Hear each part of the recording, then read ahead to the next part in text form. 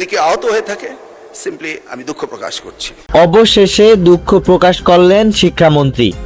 HSC পরীক্ষার্থীদের আন্দোলনের মুখে বড় ঘোষণা দিল সরকার। সোমবার অনুষ্ঠিত পরীক্ষাগুলো আবারও নেওয়া হতে পারে বলে জানিয়েছেন শিক্ষামন্ত্রী এহসানুল হক মিলন। সাম্প্রতিক টানা বৃষ্টি, জলাবদ্ধতা এবং পরীক্ষা পরিচালনা নিয়ে দেশ জুড়ে শুরু হয় ব্যাপক সমালোচনা। বিশেষ করে ঢাকা, বরিশাল, কুমিল্লা, যশোর, বগুড়া, ময়মনসিংহ সহ দেশের বিভিন্ন জেলায় এইচএসসি পরীক্ষার্থীরা বিক্ষোভ কর্মসূচি পালন করেন এবং শিক্ষামন্ত্রীর পদত্যাগের দাবিও জানান।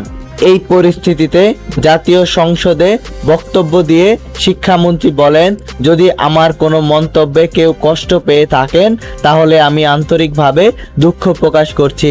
একই সঙ্গে তিনি জানান, ভারী বৃষ্টিপাত ও জলাবদ্ধতার কারণে সোমবার অনুষ্ঠিত পদার্থবিজ্ঞান প্রথম পত্র, হিসাব বিজ্ঞান প্রথম পত্র এবং যুক্তিবিদ্যা প্রথম পত্র পরীক্ষায় অনেক শিক্ষার্থী ঠিকভাবে অংশ নিতে পারেননি।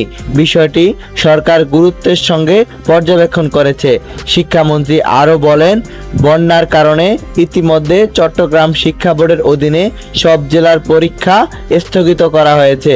পরবর্তীতে যখন নতুন প্রশ্নপত্র দিয়ে ওই পরীক্ষাগুলো নেওয়া হবে তখন সোমবার অনুষ্ঠিত পরীক্ষাগুলো পুনরায় আয়োজনের বিষয়টি বিবেচনা করা হবে।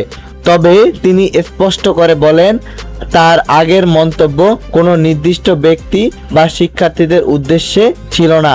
তারপরও যদি কেউ সেই বক্তব্যে আহত বা কষ্ট পেয়ে থাকেন তাহলে তিনি আন্তরিকভাবে দুঃখিত।